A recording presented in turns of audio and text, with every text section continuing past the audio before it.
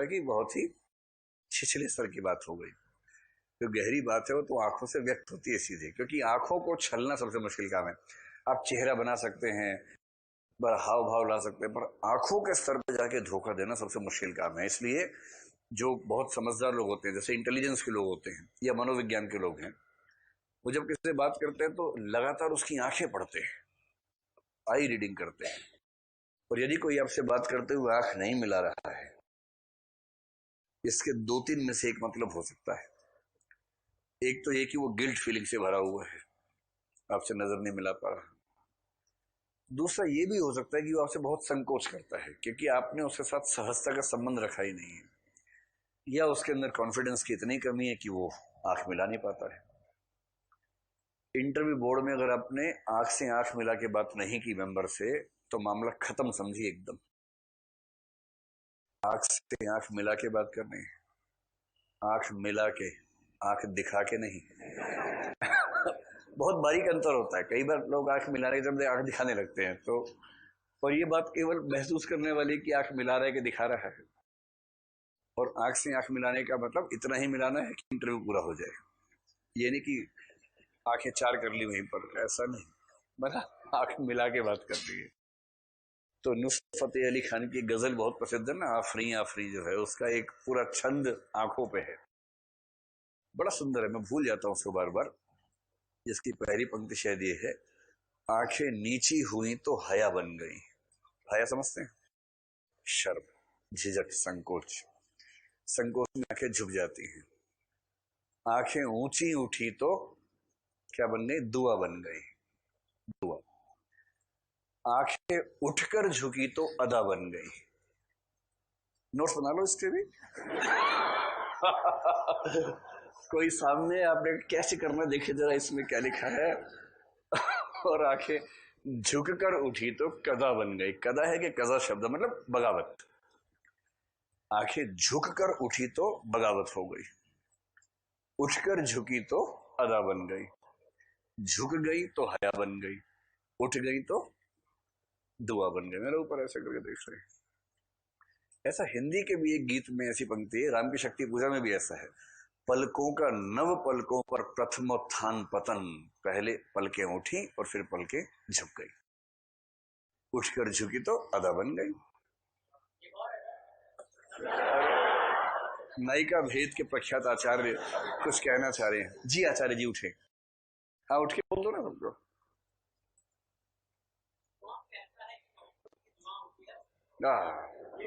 इन्होंने लिखा है, कौन कहता है कि मोहब्बत की जुबा होती है। क्या बात है, इन्होंने लिखा है, ये तो कमबख्त आंखों से बया होती है। इसमें एक शब्द मिस हो गया शायद कोई,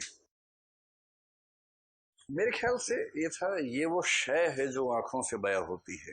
तो इस प्रकार माहौल जबरदस्त बना दिया है आचार्य जी ने कि हाँ, हाँ पूरा करो। देखो भाई देखो, एक से बढ़कर एक शायर लोग उठ रहे हैं क्लास में। हाँ बताओ बताओ बताओ बताओ।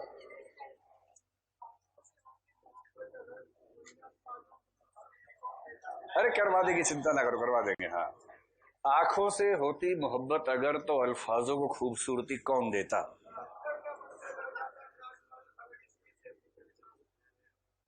पत्थर का बन के रह जाता ताजमहल आगे, इश्क से अपनी पहचान न होती, ऐसा कुछ है। उतना मजेदार नहीं है यार। ठीक है, मतलब कौन कहता है मोहब्बत जुबा, क्या था बोलो ना। हाँ, कौन कहता है कि मोहब्बत की जुबा होती है। ये तो क्या बताया, कमबख्त बताया आपने। कमबख्त तो आपने इस क्लास में सीख लिया है। एक और सुनाएंगे, सुना दो भाई, एक और सुना दो, कोई बात नहीं। बिहारी जी आए हैं तो ये सब होना भी चाहिए। उनकी आत्मा को, उनके रूह को सुकून मिल रहा होगा कि मेरी परंपरा फैल गई है। हाँ सुनाओ। हाँ,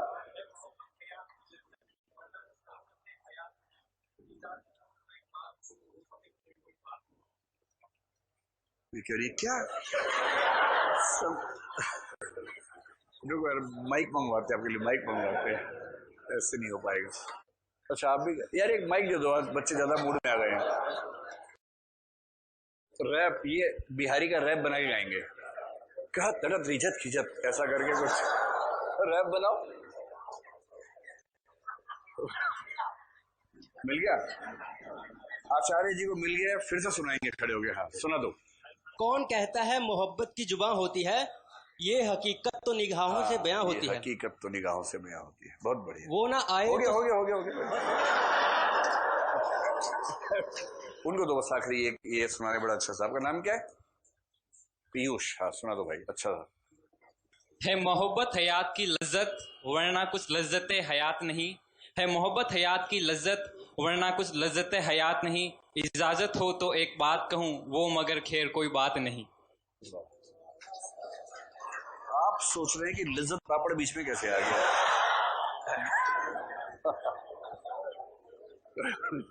हयात का मतलब क्या होता है? स्वर्ग, स्वर्ग। यार हम भी एक पेश करेंगे, कर लो भाई, पेश कर लो। लोग कहते हैं कि मोहब्बत की शुरुआत नजरों से होती है। लोग कहते हैं कि मोहब्बत की शुरुआत नजरों से होती है। हमने इश्क फरमाते तो उन्हें भी देखा है जिनके आंख नहीं होती। ये बहुत पढ़ने लिखने वाला बच्चा है, ये भी देखिए बिगड़ गया आपकी संगत में आके। देख पालकी जिस दुल्हन की, बहक गया हर एक बाराती। ठीक। देख पालकी जिस दुल्हन की, बहक गया हर एक बाराती। जिसके द्वार उठेगा घूंघट, जाने उस पर क्या बीतेगी। और एक रोज सपनों में छूकर तन मन चंदन वन कर डाला, जो हर रोज छुआ जाएगा उस पागल पर क्या बीतेगा। हो गया, बहुत बढ़िया, बहुत बढ़िया, वेरी गुड, वेरी गुड। नहीं माइक वहां से ऑफ कर। उसकी आंखों में मोहब्बत की चमक आज भी है। उसके आंखों में मोहब्बत की चमक आज भी है। हालांकि उसको मेरे प्यार पे सकाज भी है। और नाव पर बैठकर धोए थे उसने हाथ कभी, पूरे तालाब में मेहंदी की महक आज भी।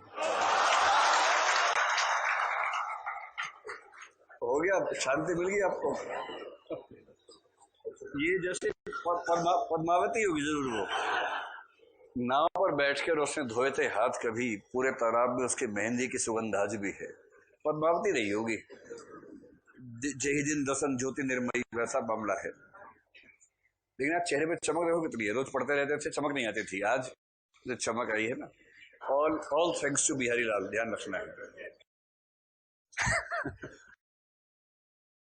अब प्रभु शुरू करते, पढ़ाई करें शुरू।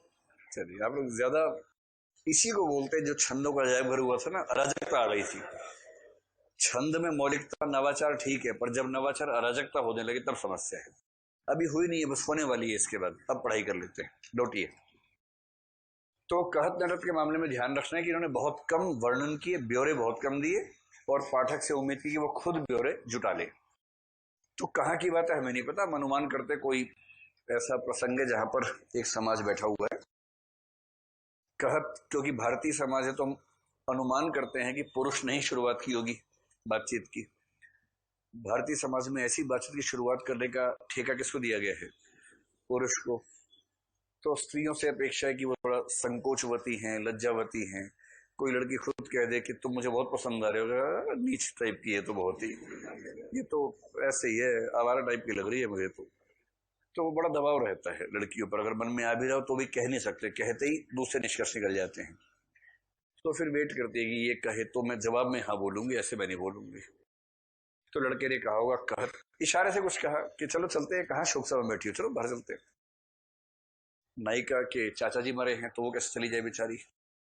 उसने आंखों से डांटा, मतलब मना किया, नहीं नहीं अभी नहीं, अभी चाचा जी। नायक इसी पे रीझ गया कि क्या मना किया है यार। नायक बहुत ही फुकरा किस्म का नायक है दरअसल। इतना फुकरा है कि नायिका के मना करने पे ही रीझ गया है कि क्या मना कर देती है। इस बात से नायिका खींच गई है कि कितना चीप टाइप का आदमी है, मना करनी उसके बाद उसी पे खुश हो रहा है, कमबख्त। खिजत। फिर नायक ने इशारे से माफी मांगी होगी, नायिका ने माफ कर दिया होगा, तो फिर मिलत दोनों की मतलब बात हो गई, अब्बा हो गई, मतलब जो कट्टी हो गई थी पहले अब्बा हो गई। फिर दोनों इसी बात पे खिल पड़े, हंस पड़े हैं, खिलत। और मतलब इसमें ये हो गया कि थोड़ी देर में चलेंगे। और इस बात से नायिका लज्जा गई है कि देखो लोग क्या सोच रहे होंगे आसपास। लजियात। 7 शब्द हैं पहले वाक्य में, 7 क्रियाएं हैं। ऐसा वाक्य पूरे हिंदी साहित्य में एक भी नहीं मिलेगा आपको। सात शब्द, सातों क्रियाएं, ना कोई संज्ञा, ना कोई सर्वनाम, ना विशेषण, ना कुछ और, सब क्रियाएं। और आमतौर पर एक क्रिया एक वाक्य को बनाने के लिए आती है। एक वाक्य में सात शब्दों में सातों क्रियाओं का होने का मतलब होगा कि जो बात सात वाक्यों में कोई पूरी करता, इन साहब ने एक वाक्य में पूरी कर दी है। इसका मतलब ये हुआ। तो कोई क्यों ना कहे कि बिहारी का काव्य गागर में सागर है। यही तो सागर भरने की कला है, और क्या कला है। खैर, दूसरे पर आइए। इनका जो काव्य शास्त्र है, कविता किस लिए होती है, तो इनका स्पष्ट मानना है कि कविता का उद्देश्य चरम सुख और आनंद की प्राप्ति करना है। एक कवि और था जो कहा गया था, कीरत भनिति भूत भली सोई, सुरसरी सम सब कह हित होई। यश, कविता और धन वही अच्छा है जो देवताओं की नदी गंगा की तरह सभी के हित में काम आता हो। पर ये बिहारी लाल है, ये कह रहे हैं, तंत्री नाद कवित रस सरस रागर तिरंग, अन बूढ़े बूढ़े तिरे जे बूढ़े सब अंग। तंत्री नाद का मतलब हुआ जो इंस्ट्रूमेंटल म्यूजिक है, जो म्यूजिक के साउंड्स हैं। दूसरा है कवित रस, कविताओं का जो रस है। सरस राग, जो राग वगैरह हैं संगीत में, जो वोकल म्यूजिक होता है। रति रंग, रति पता ही है श्रृंगार, और श्रृंगार का रंग। तो इंस्ट्रूमेंटल म्यूजिक हो, चाहे वोकल म्यूजिक हो, चाहे कविताएं हो, चाहे श्रृंगार हो, इन चारों पर एक ही फार्मूला अप्लाई कर दिया है। अन बूढ़े बूढ़े तिरे जे बूढ़े सब अंग। बूढ़े बूढ़े बूढ़े 3 बार आ गया है। तो पहले इनका अर्थ समझते हैं, फिर बताना कि अलंकार यमक है कि श्लेष है। अन बूढ़े, इस पहले बूढ़े का मतलब है डूबे। अन बूढ़े मतलब जो नहीं डूबे, जो इन चारों में नहीं डूबे वो है अनबूढ़े। दूसरा शब्द है बूढ़े। यहां बूढ़े का मतलब है गधे हैं, बुड़बक हैं, पागल हैं, बेवकूफ हैं, मूर्ख हैं। अनबूढ़े बूढ़े, जो इनमें नहीं डूबे वो मूर्ख हैं। तिरे जे बूढ़े सब अंग, तिरे से अगला वाक्य अर्थ शुरू हो जाएगा। तिरे जे बूढ़े सब अंग, और जो सब अंगों सहित डूब गए इन चीजों में, वे तिर गए, वे पार हो गए। जो इन सुखों में नहीं डूबे वो मूर्ख हैं, और जो पूरी तरह डूब गए, चारवाकों की तरह पीतवा पीतवा पुनः पीतवा यावत पतति भूतले टाइप से डूब गए, वो तिर गए, पार हो गए। जो डूबा सो पार, कुछ वैसा भाव है। तो क्या लग रहा है, इनसे बहुत गहरी भावनाओं की उम्मीद करनी है? ये लंपटाई की कविता है, कुल मिला के वैसी ही कविता है। सामाजिक विसंगतियों पर भी लिखा है इस काव्य धारा ने, आगे विस्तार में आने वाला है ही। पर ये लोग सामाजिक विसंगतियों पर भी लिखते हैं तो लगता है कि मजे ले रहे हैं समाज के। इनको दुख कम होता है, मजे ज्यादा लेते हैं। ये वही प्रसंग है ज्योतिषी वाला, ये मैं बताया था आप लोगों को। चित पितु मारक जोग गुनी भयो भय सुत सोग। ज्योतिषी ने अपने बेटे का हाथ देख लिया और उसमें देखा कि पितु मारक योग बना हुआ है, कि इसका बाप मरने वाला है। और जैसे ही पितु मारक योग देखा, उसके चित्त में जैसी काउंटिंग कर ली, उसके मन में पुत्र शोक होने लगा कि हाय राम, ऐसा बेटा काहे पैदा हो गया, अरे बाप रे बाप, मेरी ही मौत हो जाएगी। लेकिन इसके बाद बिहारी का बिहारीपन आता है। फिर कहते हैं, फिर हुलस्यो, फिर वो अचानक बहुत खुश हो गया। जिये जो इसी, जब उसने देखा और समझा, समझे जारद जोग, कि उसके बेटे की हथेली में जारद जोग भी है, अर्थात वो अवैध संतान है। वाह वाह बिहारी जी वाह। बेटे के हाथ में पितु मारक योग देख के बाप घबरा गया कि मैं मरने वाला हूं,